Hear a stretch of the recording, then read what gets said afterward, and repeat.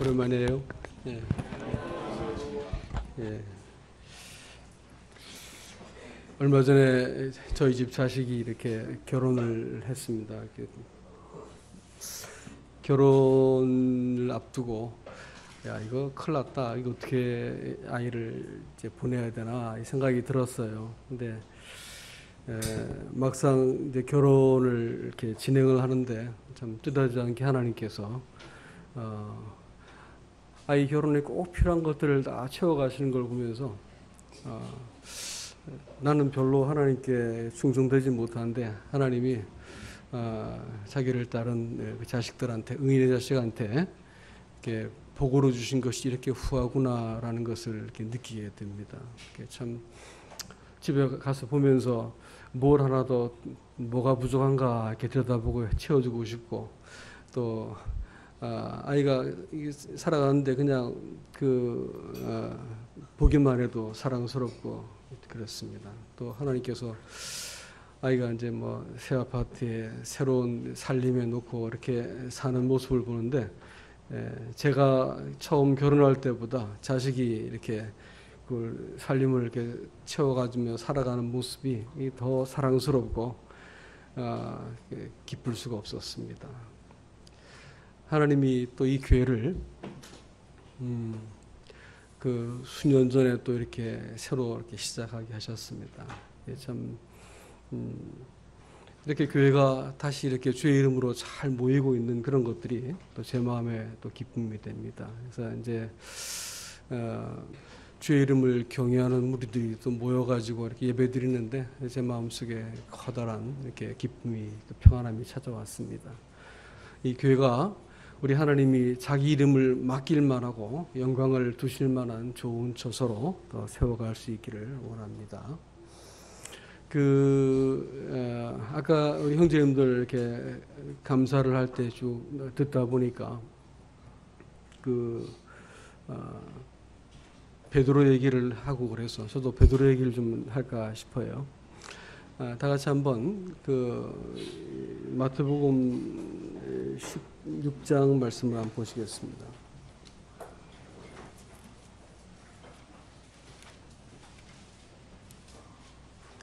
마태복음 16장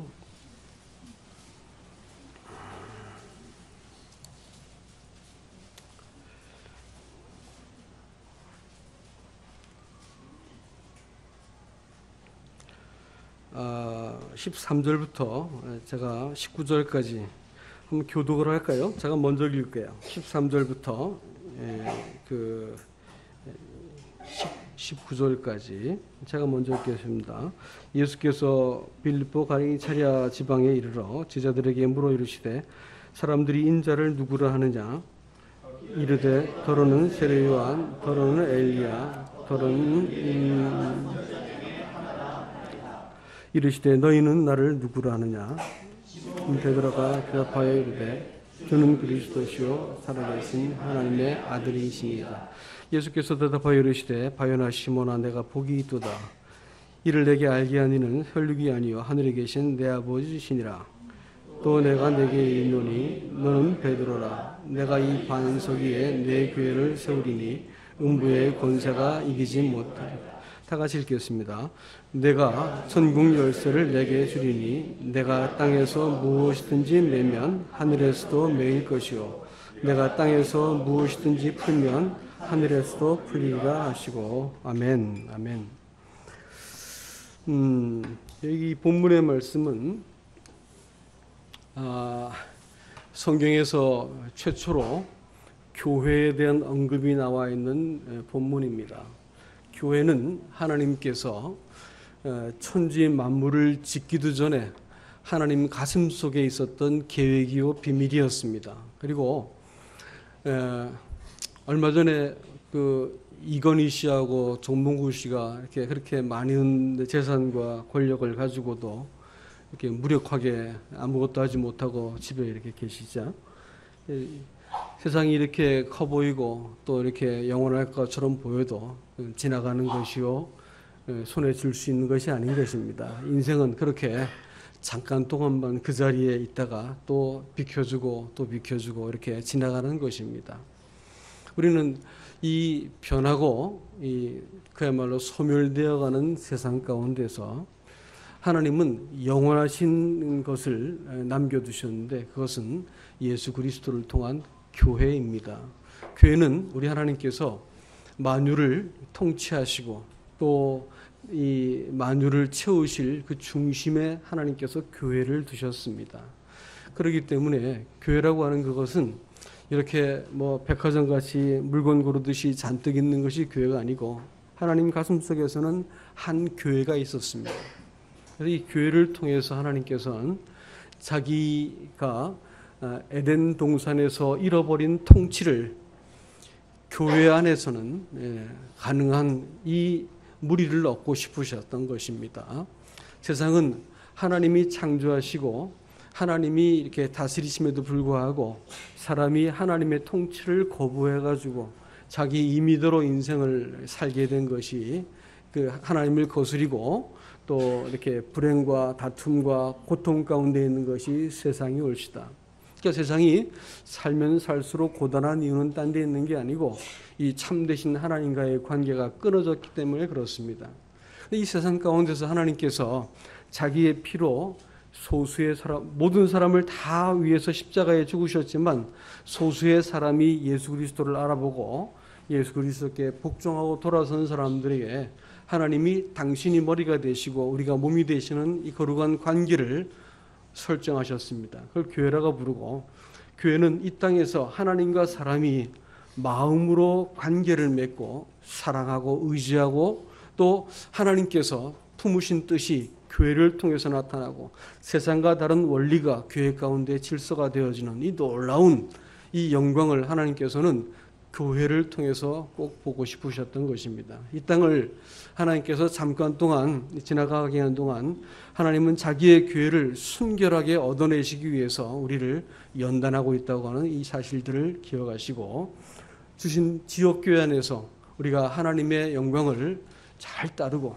교회 안에서 하나님이 어떻게 우리를 다스리시고 인도하시는지를 잘 부쫓아가는 동안 우리는 하나님의 신부로서 더 아름답게 잘 준비되어지고 그날에 우리가 하나님의 영광 앞에 서게 될 것을 믿는 것입니다. 자, 여기서 예수님께서 돌연 이 가이사라라고 하는 곳에서 제자들을 향해서 질문을 하십니다. 얘들아, 인자를 사람들이 누구라 하더냐? 이렇게 물어보셨습니다. 그러니까 더러는 엘리야, 또 더러는 예레미야, 뭐 이렇게 이제 요한의 랍디다, 뭐 이런저런 얘기가 나오는데 예수님께서 이렇게 질문을 하신 이유가 있습니다. 왜냐하면 인자라 이렇게 부를 때는 하나님은 되게 두 가지 이유 때문에 인자란 단어를 쓰세요. 그것은 예수님께서 자기를 소개할 때 인자가 이렇게 말을 하시는데, 인자가 들려야 하리니 뭐 이렇게 표현할 때는 구원을 얘기할 때 인자란 단어를 꼭 쓰세요. 또 하나는 심판을 얘기할 때 인자란 말을 쓰십니다. 심판이라고 하는 그것은 하나님이 이 세상을 구속하시는 것도 그 인자를 통해서 하시고 심판하시는 것도 인자를 통해서 하시기 때문에 당신을 인자라고 계속해서 소개하고 있습니다. 여러분, 왜 인자, Son of Man, 사람의 아들이라고 예수님께서 말씀했을까요? Son of God 이러면 이해가 될 텐데 Son of Man 이렇게 말씀하셨어요. 왜 그러셨을까요? 그것은요, 하나님이 사람을 창조하실 때 얼마나 고상하고 완벽하고 영화롭게 지으셨는지, 천지 만물은 하나님을 담을 수 없어도 사람의 마음은 하나님을 담을 수 있게 이렇게 아주 고급스럽게 사람을 지으셨어요. 근데 이 사람의 마음 속에 하나님을 형상을 고스란히 심어가지고 새겨서 만들어 놓으셨는데, 사람의 사람이 하나님의 창조하신 그 형상 원형대로 있지 않고 사람이 하나님을 딱 버리고 그 다음부터 자기의 뜻과 마음대로 살기 시작하면서 사람의 이 영화롭고 존귀한 형상이 깨어져 버렸습니다. 그래서 이 땅에 사람다운 사람이 단 한 명도 없는 거예요. 높은 자는 거짓되고 낮은 자는 비천한 것이죠. 이 모든 사람이 다 왜곡되어 있는 거예요. 사람다운 사람이 없어, 이 땅에 눈을 씻고 봐도. 하나님께서 그 아들을 보내셨는데 구원자로 그 아들이 자기를 인자라 불렀으면 그게 무슨 뜻일까요? 내가 나를 통해서 사람다운 사람을 얻겠다라고 말씀하신 것이지요. 그래서 하나님께서 사람의 죄값을 지불하기 위해서 하나님이신 그분께서 사람이 되셨고요. 또 그분이 부활하셔가지고 사람 속에 찾아오셔가지고 사람을 뭘 만드신다고요? 사람다운 사람을 만들어 가시겠다는 것이 하나님의 계획이세요. 구원이라고 하는 문제는 그래서 뭐 죄를 사함받았다 뭐 이런 얘기를 하자는 게 아니고 구원이라는 문제는 딱 한마디로 말하면 아들을 받았다는 것이 오늘 아들 피를 마시고 아들 살을 떼어 먹었는데 아들답게 만들고 아들과 일치된 사람이 되게 만드신 것이 하나님의 목적이세요. 아들 주신 것은 그 Son of Man 이렇게 했을 때 사람다운 사람 하나님 마음속에 계획했던 바로 그 사람을 얻어내시기 위해서 하나님 아들께서 이 땅에 오셔가지고 사람으로 살아내셨고 하나님의 영광을 고스란히 담아내시고 고스란히 반영할 수 있는 하나님의 아들로서 이 땅에 오셨던 것입니다. 그래서 그 사람한테 인자가 누구냐라고 하나님이 질문을 이렇게 하셨는데 이 질문에 대해서 예수님을 잘 못 알고 있으면 심판받아요. 예수님이 누군지 잘 몰라가지고 예레미야, 뭐 요한 이런 소리 하게 되면 그 사람은 심판받게 됐다는 것입니다. 예수님이 누군지를 명확하게 알아야 되기 때문에 그분께서는 인자가 누구냐라고 물어보신 것이고 성도는 예수님이 누군지를 안 사람들입니다. 그래서 이 땅에서 우리가 그 인자를 우리의 주로 모신 다음에 우리 평생은 뭐 하는 과정인 줄 아십니까? 사람 되는 과정이요. 참 사람 아니던 것들을 사람 되게 만드시기 위해서 우리 평생을 이렇게 오랫동안 기다려 주시는 겁니다. 예? 자식을 이렇게 장가를 보내고 나니까 그 애들이 자꾸 이제 부담이 되니까 집에 오겠다 그래요. 오지 말라. 올 곳 없다. 오지 말라 그래요. 왜냐하면 이 세상 살아가는데 지들끼리 얼마나 그 수고스럽게 인생을 살겠어요. 삶에 얼마나 많은 문제가 있는데 일단 니네 가정에서 먼저 질서가 만들어져야기 때문에 안 와도 된다. 오지 말아라. 굳이 오겠다 하면 말리지는 않지만 우리가 오라는 법은 절대 없습니다. 그랬더니 애들이 뭐 지금 천진난만하고 좋죠. 그래서 뭐 연애하느라고 아주 좋아합니다. 네, 근데 저는 그 아이를 오라고 말하지 않습니다. 왜냐하면 그 아이들이 그 안에서 그 자기 혼자 살던 사람이 둘이 살면서 질서를 배우고 둘이 하나가 되어가는 과정들을 배워가는 것은 정말로 긴 시간이 필요하기 때문에 그걸 제가 방해하고 싶지 않았어요. 너희끼리 한 몸을 이루는 것을 내가 기다리겠다 이렇게 마음이 들었어요. 그래서 아이를 자유롭게 놓아주었습니다. 이게 주일날 교회에서 봐요 저희들한테 자신들. 근데 마음에 부담이 없습니다. 우리도 하나님께서 이렇게 오랫동안 기다려주시는 것은 사람들하고 그러신 거예요. 사람들하고. 하나님이 창조하신 사람들하고 이렇게 우리를 이렇게 기다려주시는 겁니다. 여러분, 그 인자가 누군지를 정말로 알 것 같으면, 예수님이 누군지 알 것 같으면, 예수님이 누구세요? 에덴 동산에서 그분은 생명나무셨어요. 종종 그분은 광야를 지날 때는 생명수가 됐고 또 이 땅을 살면서는 성령으로 우리에게 찾아오셔가지고 우리의 마음속에 그분이 하나님과 이렇게 우리를 중재하시고 연결시켜 주셔서 하나님을 알게 만들어 주신 분이 바로 이 예수님이세요. 생명나무시라고요. 근데 이 생명나무의 반대쪽에 있던 것이 뭐였을까요? 사막나무였습니다. 별명이 뭐였을까요? 선악을 알게 하는 나무다 이렇게 말했죠. 선악을 알게 한 나무를 사람이 따먹을 때 제일 먼저 어떻게 했냐면 그것을 먹는 날에는 눈이 밝아져서 하나님이 그것이 된다 이렇게 해놓고 나서 그런 말 듣고 보니까 먹음직해 보였고 보암직해 보였고 지혜롭게 할 만큼 탐스러워 보였다 이렇게 말을 했어요. 사람의 마음속에 욕망을 채우고 사는 것하고요. 그 다음에 이 사람의 마음속에 자기 그 실현을 위해서 사는 것이 있습니다. 그걸 먹으면 내가 지혜로울 것 같아 보여. 자기 실현을 위해서 살려고 하죠. 또 하나는 또 자기 이 뜻을 이루기 위해서 의를 이루기 위해서 살려고 하는 것입니다. 근데 유다서를 저희가 수요일 날 같이 공부를 하는데 유다서에 보니까 세 사람을 하나님께서 저주받은 세 사람을 이름을 드러내는데 하나는 가인이요, 또 하나는 그 발람이요, 또 하나는 고라였습니다. 세 사람이 읽다 보니까 똑같은 사람들인 것을 알게 됩니다. 뭐냐면 한 사람은 자기가 옳기 위해서 동생도 죽여야 되고 자기 생각과 자기 입장을 고집하느라고 하나님과 맞서서 싸울 수 있었던 사람이 가인이었어요.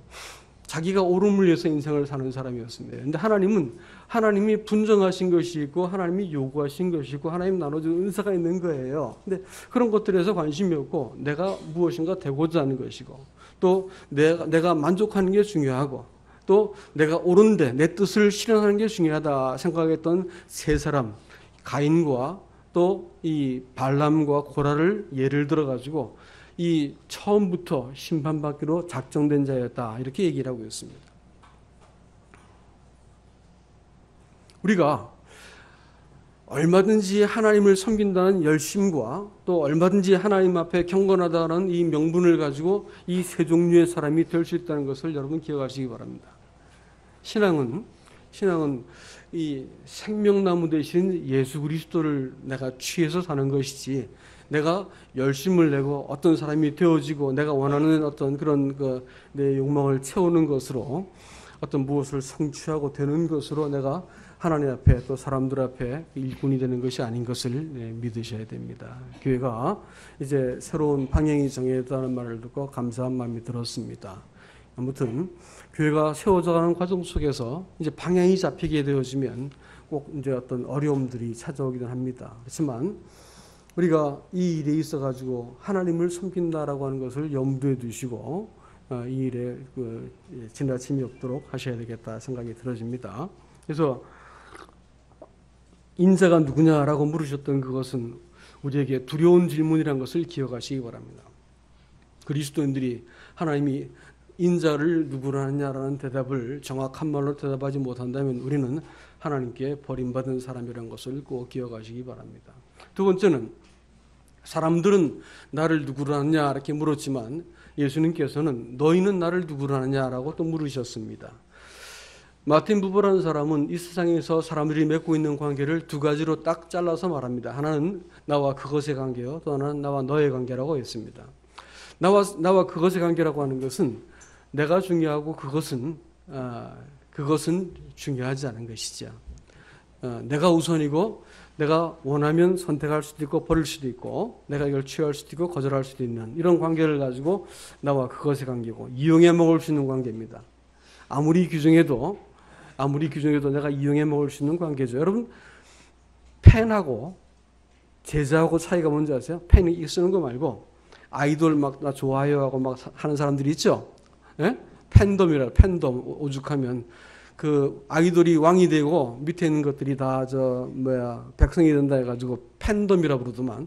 그러니까 이제 뉴욕에 있는 그 커다란 전광판 그 1분에 수십억이 한다고 하는 그 전광판에 BTS 그 생일이라고 돈을 모아가지고 거기다가 광고를 하더라고요.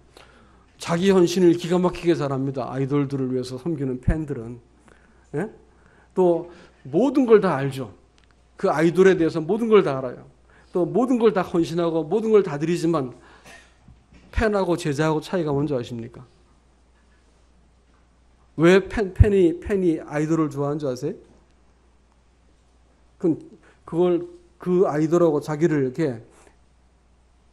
그 아이돌한테 투영시키기 때문에 내가 저런 사람이 되고 싶다라는 생각 때문에 투영시키기 때문에 그런 것입니다.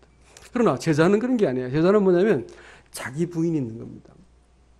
따라가기 위해서 내가 옳다고 믿었던 것을 접어야 되고 자기 부인이 가능할 때 제자라 부르는 것이고 제자하고 팬은 차이가 많습니다. 팬은 아무리 말해도 가짜고 제자는 아무리 적어도 진짜입니다. 그렇죠? 그러니까 이제 나와 그것의 관계, 그것이 아무리 내가 귀하게 보여도 내가 이용해 먹는 관계는 뭐가 될까요? 그것이 됩니다. 문제는 사람이 타락하고 나서 가장 사랑해야 될 아내를 두고도 야, 세상에 여자가 너밖에 없냐? 이렇게 말해버렸어요. 그럼 어떻게 될까요? 그날을 끝나는 거예요. 그날로 끝나. 관계는 그날로 끝나버리는 거예요. 여자가 너밖에 없냐 이렇게 하면 끝나는 것이죠. 그것으로 선택 가능하고 뭐 내가 이렇게 배제할 수 있는 대상으로 본다 할 것 같으면 그건 관계가 아닌 것이에요. 그것이라 보기 때문에. 내가 콜라를 좋아하다가 펩시를 좋아할 수도 있고, 그렇죠. 그런 것처럼 하나님이 만약 그런 존재가 된다면 어떻게 되겠습니까? 사람들이 하나님이 자기를 도와주는 동안 내가 하나님을 섬기겠다 이렇게 하면 처음부터 하나님을 믿은 적이 없는 것이죠. 하나님은 나를 그것으로 여기지 않고 너로 보셨어요. 너라고 하는 것은 그 사랑하는 관계를 말합니다. 나보다 네가 더 소중하다 할 때 내가 사랑한다는 말을 쓰거든요. 내 전 존재를 다 드려도 너라면 내가 충분히 드릴 수 있어 라고 말할 때 사랑한다는 말을 쓰는 거예요. 사랑한다고 하는 것은 나를 거는 거예요. 나보다 상대를 소중할 때만 그렇게 말하는 거예요. 자식한테 내가 모든 걸 다 내줘도 아까운 마음이 들지 않는 이유가 뭐냐면 사랑하기 때문에 그렇습니다. 남편한테 보약을 해줬는데 남편이 안 나서요. 또 자식한테 보약을 해먹었는데 자식이 안 나섰습니다. 그러면 얘가 도대체 뭘 먹어야지가 더 낫지 해서 딴 보약을 찾는데 남편한테 보약이나 해줬는데 안 나서서 도대체 뭐 하는 거냐고 이 보약도 해줬는데 이러면서 막 따지죠. 남편을 사랑하지 않는 것이죠. 사람이 하나님과 사람 사이에 관계가 성립돼야 돼요. 그것은 나와 그것이 아니고 나와 너의 관계입니다. 그래서 예수님께서 너희는 나를 누구로 하느냐 이렇게 물었습니다. 그것은 내가 너를 사랑한다라는 말을 다르게 표현한 것이죠. 사람이 누군가를 사랑할 때 존재가 생기는 거 아세요? 누군가를 사랑할 때 오롯이 자기의 전 존재가 감각이 되고 내가 누군지가 인정이 되는 것입니다. 누구한테 사랑을 받기 시작할 때 내가 누군지가 아주 오롯이 느껴지는 것입니다. 사랑하지 않으면 자기의 존재에 대한 인식을 가질 수가 없어요. 내가 누군가를 사랑할 때 내가 누군지 알 수 있게 되는 것이고요. 내가 누군데 사랑을 받을 때 내가 누군지 정체성이 뚜렷해지는 거라고요. 아시겠어요? 그러니까 예수님을 사랑해보지 않은 사람들은 예수님이 누군지 잘 몰라요. 그리고 자기 자신에 대해서도 잘 모르게 돼 있어요. 예수님을 사랑해야 되기 때문에 너희는 나를 누구로 하느냐라고 꼭 물어보시는 것입니다. 예수님께서 우리에게 우리 평생 우리의 고백의 변화를 지켜보세요. 내가 너한테 어떤 의미가 있느냐, 내가 너 누구냐 이렇게 물어보시는 거예요.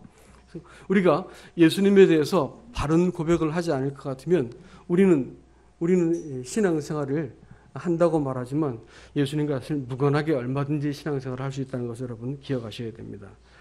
그렇기 때문에 그 QT 쭉 여러분들은 그걸 하지 않나요? 맥체인 갖고 하는데 예레미야서 이렇게 보다 보니까 하나님이 사람들한테 죄라고 말씀하신 그것은 사람이 생각할 때 죄하고는 다른 것이더라고요.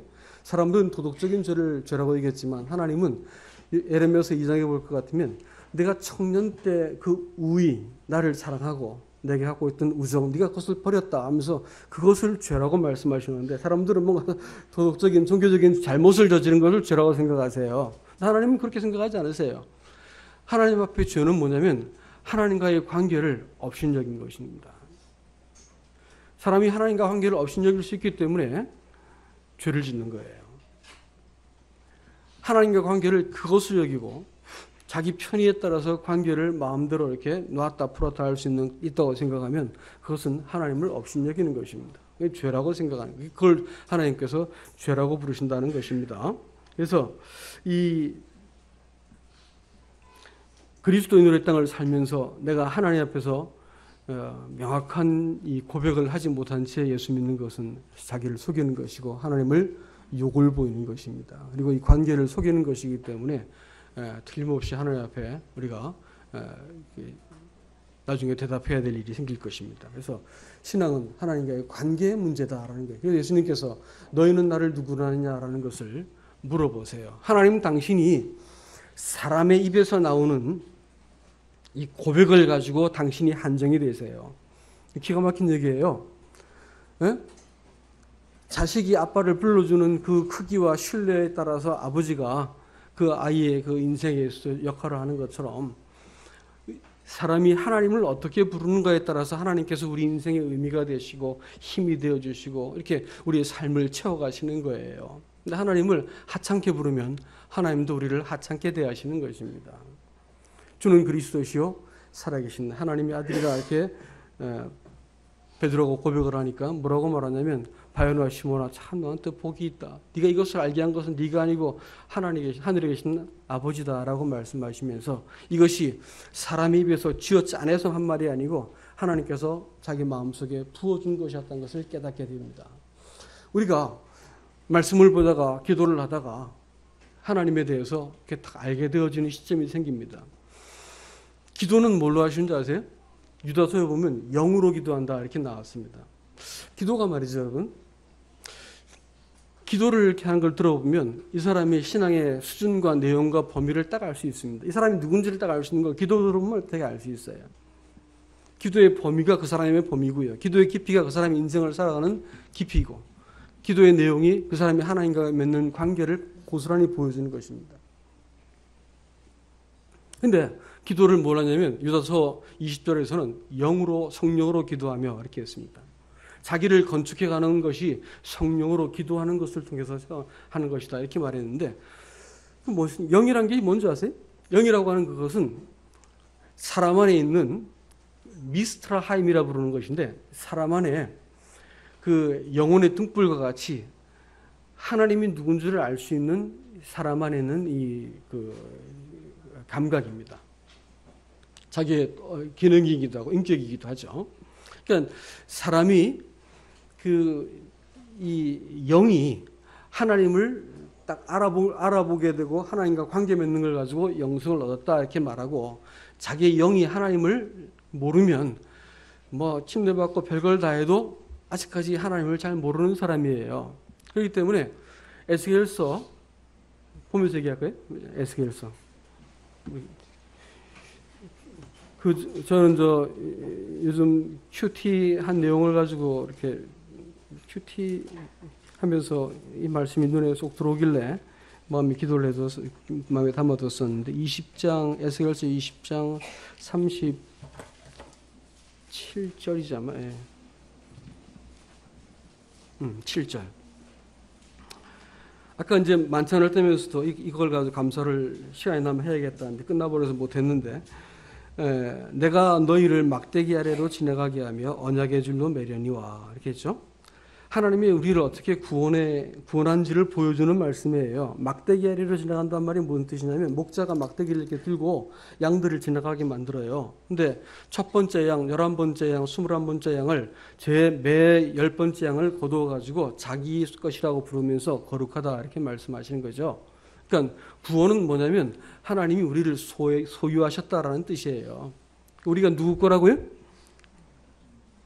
하나님 거예요. 하나님 거라고요. 그러니까 하나님 거를 하나님이 따로 떼어놓고 뭐라 부르시냐면 거룩하다고 말씀하셨어요. 우리 거룩할까요? 우리가 거룩할까요? 여러분 거룩하세요? 대답을 이렇게 안 하시는 게 습관이에요? 여러분 거룩하세요? 정말 거룩하세요? 지난주 생각해 보시라고. 정말 거룩하세요? 네, 그러지 마라. 거룩해야 됩니다. 왜냐하면 거룩이란 것은 신분을 묻는 거예요. 경건은 상태를 묻는 것이지만 태도를 묻는 것이지만 거룩은 신분을 묻는 거예요. 여러분 거룩하세요? 그래도 대답이 반밖에 안 하네요. 여러분 거룩하세요? 네, 그렇게 대답해야 되는 거예요. 여러분 거룩하신 분이에요. 왜냐하면 하나님 소유이기 때문에. 하나님께서 자기 소유라는 것을 자꾸 확인하려고 떡을 떼어서 내 몸이야, 넌 내 몸이거든 하면서 떡을 떼어 주신 거예요. 너 내 몸이야 이렇게 말씀해 준 거라고요. 하나님의 소유이기 때문에 거룩한 거예요. 어떻게 자빠져도 하나님의 소유이기 때문에 내가 하나님의 것으로 이렇게 남아있게 만들어 놓으신 것이 하나님의 구원의 방법입니다. 두 번째는 하나님께서 언약의 줄로 우리를 맺었다 이렇게 말했어요. 잔을 주시면서 뭐라냐면 이것은 너희를 위한 내 피다. 이것은 내 피로 맺는 새 언약이다 이렇게 말씀하셨거든요. 이 언약은요. 우리가 몇 번 넘어진지는 세지 않는 언약이에요. 몇 번을 넘어지고 내가 정말로 면목도 없고 하나님 앞에 나갈 만한 아무것도 없는 이런 상태가 되더라도 하나님께서 한번 하신 아들의 피로 맺은 언약은 절대로 변개치 않고 우리를 끝까지 집요하게 우리를 따라가시면서 우리가 마침내 돌이켜서 우리 영혼 깊은 곳에서 하나님 이렇게 내가 부끄럽고 이렇게 못나고 이렇게 형편없어도 하나님 나와 같은 사람 당신 소유 삼아주신 거, 이 언약을 포기하지 않고 저를 대하신 거 감사합니다. 이렇게 할 때 마음속에서 우리 영이 이렇게 움직이는 거예요. 영은 사람의 진심이거든요. 진심이 하나님을 딱 하면 하나님께서 탁 하고 그 말을 붙들어가지고 성령께서 우리 안에 기도의 언어를 주시고, 우리 삶 속에 우리 살아갈 힘을 주시는 거예요. 이 기도 못 해보고. 그래서 하나님의, 여러분 그리스도의 삶이라는 것이 힘든 삶이에요? 그리스도의 삶이 참 힘들다. 이런 생각 공감하십니까? 대답을 하세요, 대답을. 그리스도의 삶이 힘들다. 공감하십니까? 아까 기도할 때 막 나오대 보니까. 힘들죠? 그렇죠? 근데 정확히 말하면 힘든 게 아니라 불가능해요. 아세요? 우리 본성은요, 그리스도인의 거룩한 삶을 살기가 불가능한 걸 빨리 믿으셔야 돼요. 빨리빨리 포기하셔야 되는데, 그리스도인은 그리스도인으로서 삶을 살아가는 게 불가능합니다. 그렇기 때문에 자기를 초월한 능력이 필요한 거예요. 자기를 초월한 능력이. 그것은 하나님께서 우리 영과 더불어 말씀하시고 우리 영을 탁 붙드시고 우리를 딱 끌어오는 그 힘을 내가 하늘로부터 초월적인 힘을 받아야 되는 것인데, 그것은 내가 영으로 기도해 본 사람들한테만 주어진 거예요. 그것은 때로는 내가 넘어지고 탄식이라도 좋다는 얘기예요. 어떤 상황이 되었든지 내가 이 눈물 가운데 연약함 가운데라도 하나님 어떻게 합니까? 내 영혼이 딱 하나님께 돌아서면 하나님께서 나를 탁 붙들어가지고 내 심령을 세우시고 또 소망을 주시고 넘어진 자리에서 정지하지 않고 일어날 수 있는 내게 새로운 능력을 주시는 거예요. 이거 없이 이런 걸 경험하지 못하고 있는 거 다 엉터리입니다. 이 경험이 우리를 살리는 거예요. 이거 생수입니다. 주님께서 이렇게 우리를, 그래서 고백이 분명해야 돼요.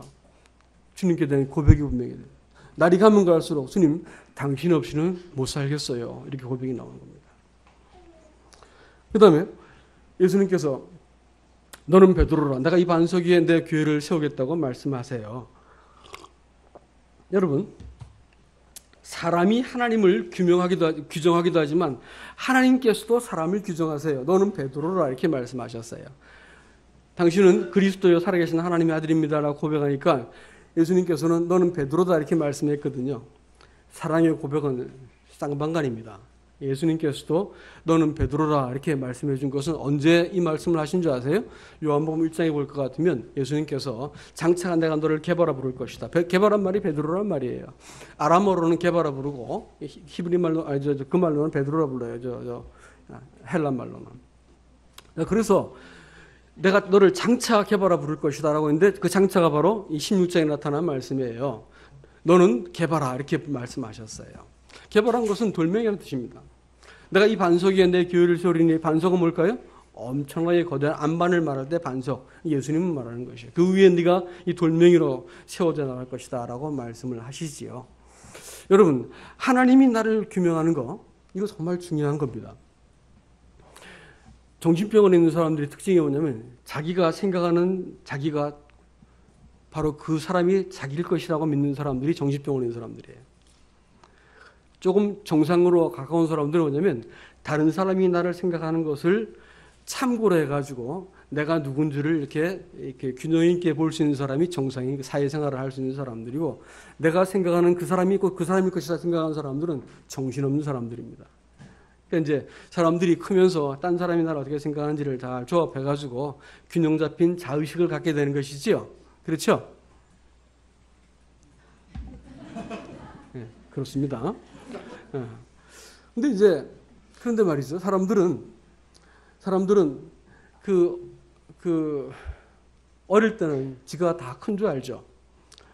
그래가지고 뭐 싫어 내가 할 거야 꼰대 뭐 이러면서 이제 자기가 다 큰 줄 알아. 근데 나이 들어보면 그게 아닌 거 알거든요. 늙어가지고 또 내가 막 이렇게 대단한 사람이야 임마 하면서 말하는 것을 이걸 쉬질 않아요. 짜증스러운만 계속 말해야 되는 이유가 뭐냐면 내가 이런 사람이라는 걸 보여줘야 되는 거예요. 자기가 생각하는 그 사람이 자기라고 믿는 이 착각은 거의 정신병에 해당됩니다. 근데 사람들이 다른 사람이 나를 어떻게 보는지를 내가 보기 시작할 때부터 비로소 제정신을 잃고 시작을 하는 거예요. 근데 말이죠. 더 중요한 게 있어요. 그게 뭐냐면 하나님이 나를 어떻게 규정하시고 나를 부르시는가가 더 중요합니다. 하나님이 보시는 나, 내가 하나님의 사랑을 입고 그 약속 안에서 하나님께서 나를 어떻게 보시는가, 그 존재가 하나님께 인정되어지고 하나님께서 나를 보시는 방식도 나를 보기 시작할 때 비로소 내가 태어나는 거예요. 아시겠어요? 근데 그 나는 하나님 앞에 엎드려보고 구속을 받을 때 내가 제일 먼저 그 경험을 하지만 그 이유도 하나님께 엎드리면서 또 형제 성도들의 교제 가운데 예배 가운데 이걸 문득문득 하나님께서 나한테 내가 누군지를 하나님께서 보여주세요. 이렇게 생겨진 자의식을, 이 정체성을 하나님은 갖기를 원하세요. 사람들이 자기가 하나님을 잘 믿고 또 열심을 내고 최선을 다하고 사람들 앞서가면 내가 신앙생활을 잘하는 것이다 이렇게 생각하죠. 근데 그거는 착각입니다. 착각이고 독한 사람들이에요. 이런 사람들. 이런 사람들은 신앙생활을 잘하는 게 아니고 이렇게 하면 할수록 안 된다는 것을 스스로 사람들은 볼 수밖에 없는 존재들인데도 불구하고 끝까지 이렇게 뭐 잘하는 사람들은 좀 이상한 사람들이에요. 사실은 뭐냐면 신앙생활은 내가 어떤 사람인지 알고 나니까 하나님을 의지하지 않을 수 없어가지고 하나님께 내가 복종을 하게 되어지고 무릎을 꿇게 될 때 하나님이 나한테서 이전에 없었던 어떤 인내심, 관용함, 또 용기 이런 것들을 주세요. 그래서 사람을 딱 버티는 것이 바로 하나님께서 나를 어떻게 보시는가를 내가 딱 알기 시작할 때 새로운 한 인격이 만들어지는데 이 사람은 옛사람과 같이 처세를 할 필요가 없어요. 과장하고 뭐 인척하고 뭐 아는 척하고 뭐 있는 척하고 이렇게 할 필요가 없어요. 뭐 거짓말을 하고 상황에 따라서 사람 안에 있는 사람이 얼마나 초라한지 여러분 혹시 아세요? 정말 초라한 사람이 사람 안에 숨어 있어요. 그래서 끊임없이 자기들 떠들어야 되고 나를 과장해야 되고 처세를 해야 되고 이렇게 해야 되는 거예요.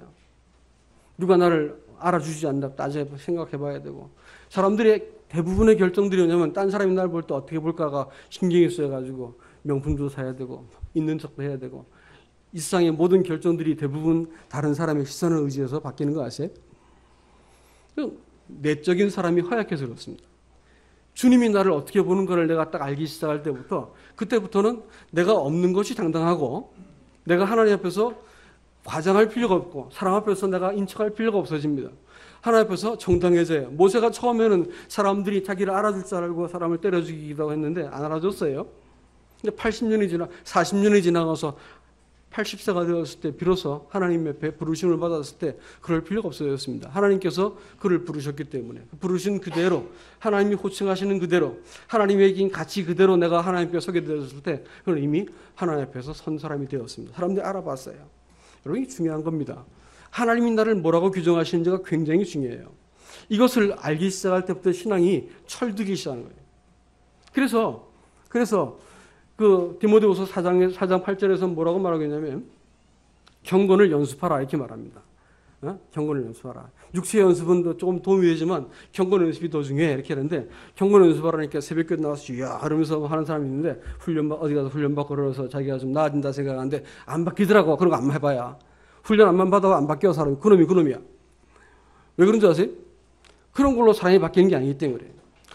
경건을 훈련하다는 말이 훈련이라는 말이 그 헬란 말로 김나조라 불러요. 김나조라는 말이 뭔지 아세요? 옷을 벗다는 말이에요. 김나즘에 가면 옛날 사람들이 로마 사람들은 옷을 홀랑 벗고 운동했어요. 로마 사람들, 시민들은. 그래서 그 옷을 벗는다는 말이 거기서 이제 유래가 되어서 김나즘이라는 말이 옷 벗는다는 단어에서 나옵니다. 근데 그 단어를 굳이 끌어다가 성경에 사용하고 있어요. 옷을 벗는다. 이게. 뭔 뜻일까요? 신앙생활 속에서 우리가 무당히 옷을 벗어야 되는 거 아십니까?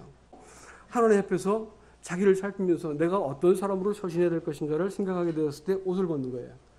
새 사람으로 내가 서신할 수 있게 되는 거예요. 신앙은 결국은 내가 얼만큼 새 사람으로 이 땅에서 서신했는 걸 가지고 하나님께서 우리를 평가하는 거예요. 이게 고린도후서 5장 10절 말씀에서 몸으로 행한 것을 따라 받으려 함이라. 킹제임스 성경에 보니까 그렇게 안 돼 있고 너희 몸에서 얼만큼 이루어지는 걸 따라서 내가 받을 것이다. 이렇게 말했어요. 예? 우리 몸 안에서 얼만큼 그것이 이루어졌는지를 예수 죽인 것을, 4장에서는 죽인 것을 내 몸에 짊어짐으로써 예수 생명이 우리에게 나타나는 것을 하나님께서 바울을 통해서 말씀하셨어요. 이것이 네 몸에서 얼마큼 이루어졌는지를 따라서 네가 보상을 받는다. 이렇게 말했으면 신앙생활이라는 것은 여러분 진지합니다. 무지하게 진지해야 될 문제예요. 날아가는 사람을 자아 실현을 하고 자기 만족하고 자기 뜻을 따라서 무엇인가 되도록 만드는 것이 아니고요. 우리가 하나님 앞에서 이건 내가 지나쳤습니다. 판단했으면 얼른 물러서가지고 옷을 딱 갈아입는 거예요. 내가 새 사람으로 조신하고 주님하고 내가 머리를 숙일 수 있게 되어질 때 하나님께서 이 사람을 통해서 하나님의 일들을 하나씩 맺어가는 거예요. 하나님께서 나를 누구라 보는지는 그래서 중요한 문제입니다. 말씀을 이제 정리를 슬슬 해야겠네요. 내가 이 반석 위에 내 교회를 세우겠다 이렇게 말씀했습니다. 그 고백을 하자마자 내가 이 반석이 뭐가 될까요? 베드로가 고백한 예수님이 됩니다. 그러니까 교회는 예수를 고백하는 것이 고상하고 순결하고 그 깊이에 따라 가지고 교회 수준이 결정이 되는 것이에요.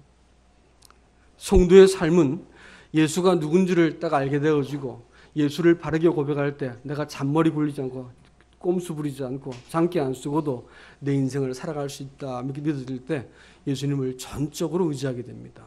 이것이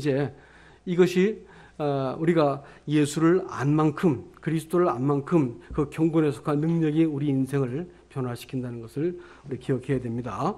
그래서 예수님께서 내가 이 반석 위에 내 교회를 세운다 이렇게 얘기했을 때 유다서 20절 말씀에서는 이 지극히 거룩한 믿음에 너희를 건축하며 라는 말을 하고 있어요.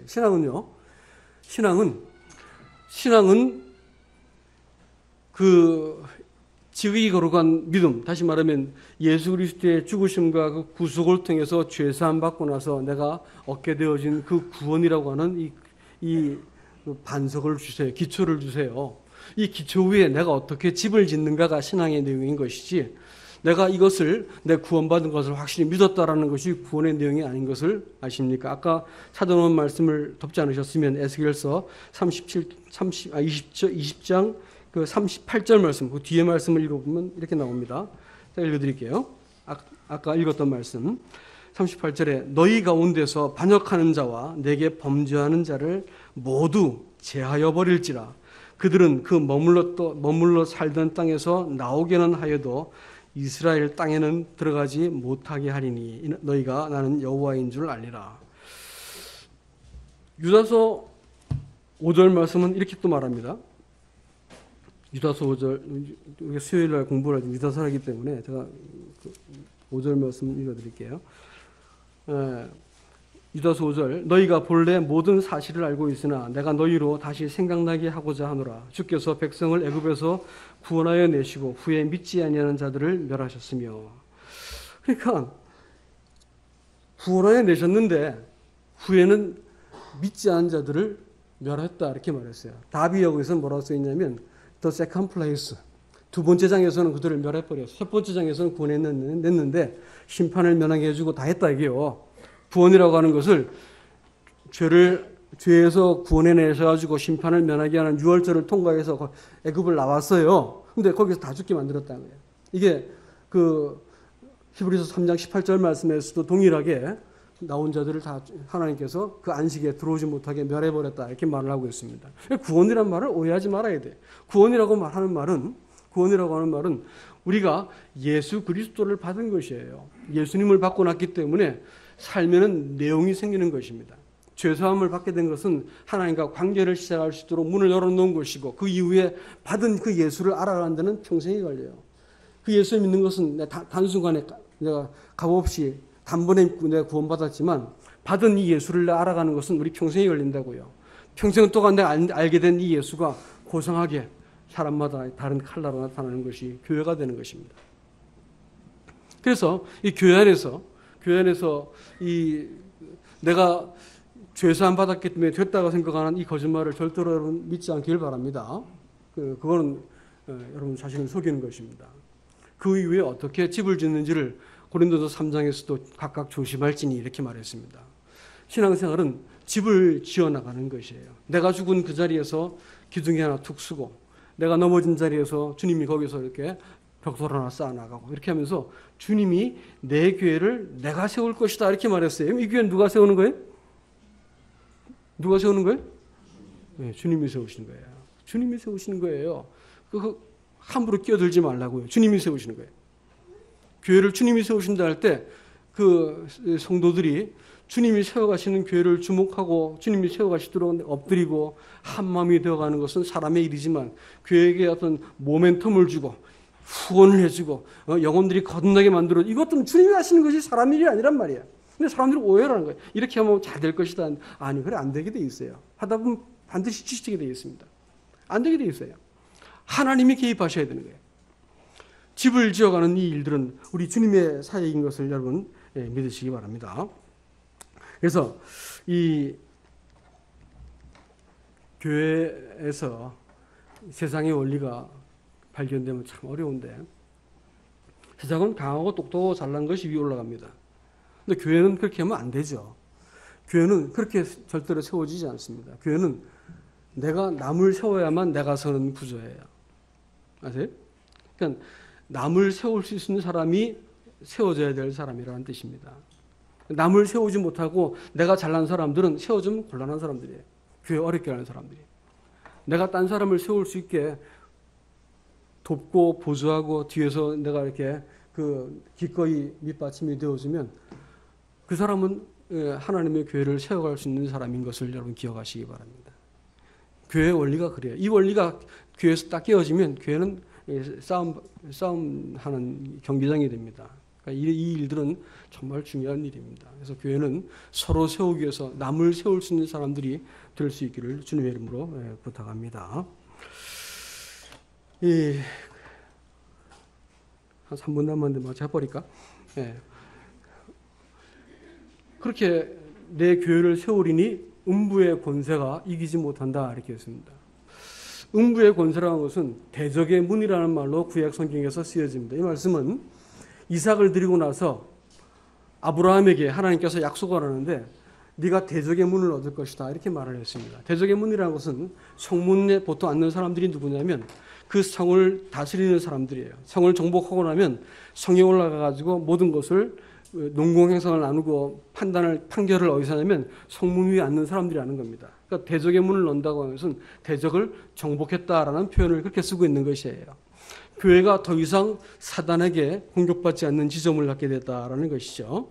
그러니까 이삭을 드릴 때 그런 일이 벌어졌고 또 이 일이 창세기 24장에서 리브가를 보내면서 라반의 기도 속에 다시 한번 나타납니다. 뭐냐면 그 이삭이 약속의 자손이 뭘 얻어요? 신부를 얻어요. 교회입니다. 교회가 약속의 자손과 더불어 결합하게 되는 교회가 만들어질 때 이 말이 또 반복되는 것인데 이 말씀을 예수님께서 또 쓰고 계시죠.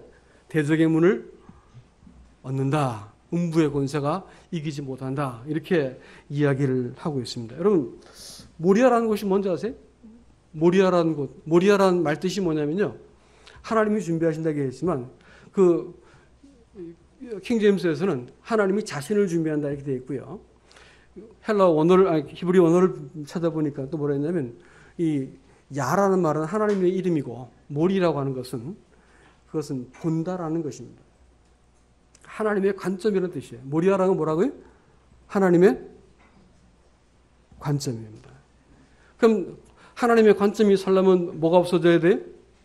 내 관점이 없어져야 되죠. 내가 구원의 근거라고 믿었던 이삭을 드렸을 때 거기 하나님의 관점이 있었습니다. 하나님께서 바로 그 모리아 산에다가 성전을 세우셨어요. 아세요? 성전이 지금 서 있는 데가 바로 그 모리아 산입니다. 그러면 교회가 되기 위해서는 어떤 일이 필요할까요? 교회에서 자기의 생각이 꺾여야 되는 거예요. 잔꾀라 머리나 자기 생각이 딱 접힌 자리가 하나님이 거기서 하나님의 관점을 나타낼 수 있기 때문에 그렇습니다. 자기 생각이 꺾인 자리가 하나님이 나타난 자리라는 것을 기억하시기 바랍니다. 그래서 아까 읽었던 그 본문에서도 그 누구든지 나를 따라 그러든 자기를 부인하고 자기 십자가를 지고 나를 따를 것이다라는 말씀을 굳이 더하신 이유가 뭐냐면 하나님의 교회가 서기 위해서는 사람들이 자기 자신을 꺾고 자기 생각이 접히고 하나님의 견해가 통하게 되어진 곳이 교회가 되어야 되기 때문에 그렇습니다. 교회가 이런저런 모습으로 많이들 이렇게 우리가 뭐 교제도 하지만 사실은 중요한 것은 모일 때마다 하나님이 나를 혹은 하나님이 이 교회를 하나님이 이 가정을 어떻게 보신가라는 어떤 관점을 갖기 시작할 때 내 개인이 거룩해지고 가정이 바로 서고 교회가 회복되는 것을 꼭 기억하시기 바랍니다. 아무튼 이제 말씀을 맺겠습니다. 여러분, 교회가 이제 이렇게 시작되었으니까 영광스러워지셔야 됩니다. 교회 숫자보다도 더 사랑스러운 것은 교회가 하나님이 자기 영광을 맡길 만한 교회가 꼭 되어야 되는 것이에요. 자기 이름을 맡길 만한 교회가 되는 그것이 정말 중요한 것입니다. 어디나 잡족들이 있는 거예요. 어디나. 그렇지만 교회를 움직이는 메인스트림은 하나님을 안 사람들, 최소한 자기 생각을 꺾어버리고 하나님의 관점과 주권을 인정한 사람들이 모여서 교회를 이끌어 가야 되는 것이에요. 이 일들이 몸된 교회 가운데 더 많이 나타날 수 있기를 주님의 이름으로 축복합니다. 이상입니다.